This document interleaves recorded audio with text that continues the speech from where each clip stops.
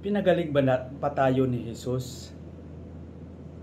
Kung mayroon tayong karanasan na pakiramdam natin wala tayong kapayapaan, naramdaman ba natin ang pagmamahal ng pagpapagaling ni Jesus sa ating buhay?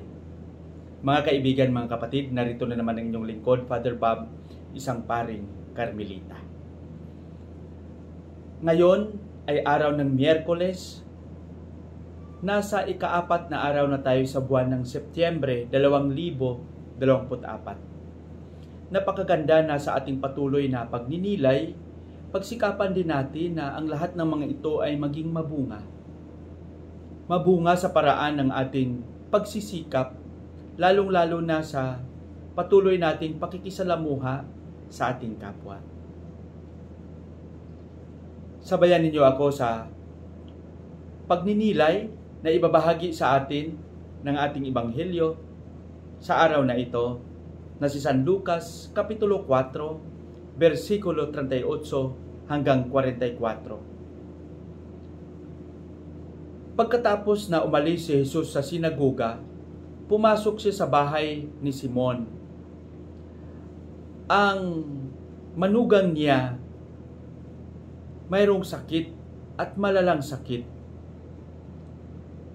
At humingi siya ng tulong na kung maaari ay pagalingin siya sa kanyang nararamdaman. At pinatong ni Jesus ang kanyang mga kamay at pinagaling at gumalingan. Sa ating pagkasalukuyang panahon, iba't ibang sakit ang ating nararanasan.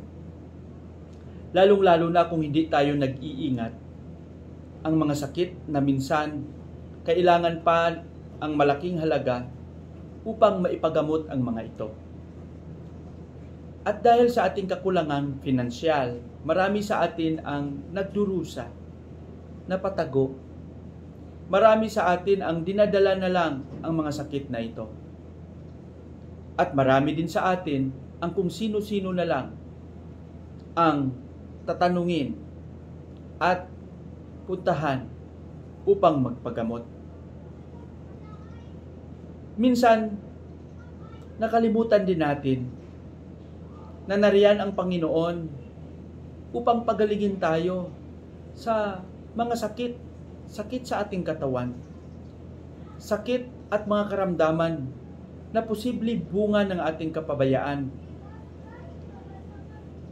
Narinig natin at mabasa natin na ang manugang ni Simon na mayroong malubhang sakit, pagdurugo, nang tumawag siya kay Jesus ay pinagaling siya.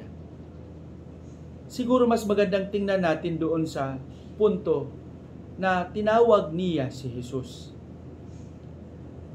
Sa ating buhay, may pagkakataon ba na pakiramdam natin wala na tayong takbuhan at tinawag natin si Jesus? Sa ating pagtitiwala sa Kanya, naranasan ba natin at naramdaman na pinagaling niya tayo? Ang pagpapagaling ay hindi lang dahil sa mga pisikal na karamdaman, kundi kahit espiritual na karamdaman na mayroon tayo. Sana mga kaibigan, huwag tayong mawala ng pagtitiwala sa Panginoon. Sabay ng ating pag-iingat sa ating pangangatawan, huwag nating abusuhin.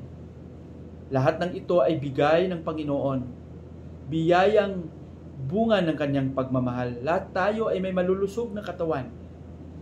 Ngunit dahil sa katotohanan at kapabayaan,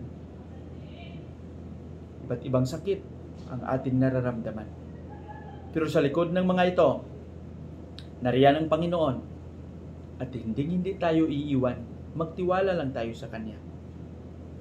At maramdaman natin ang tapat na kagagalingan sa ating buong pagkatao. Patnubayan nawa tayo ng Panginoon sa ating panalangin. Panginoong Hesus, Ikaw ang aming kagalingan. Bigyan mo kami ng kapayapaan. Bigyan mo kami ng kaligayahan na Ikaw lang ang makapagbigay. Amen.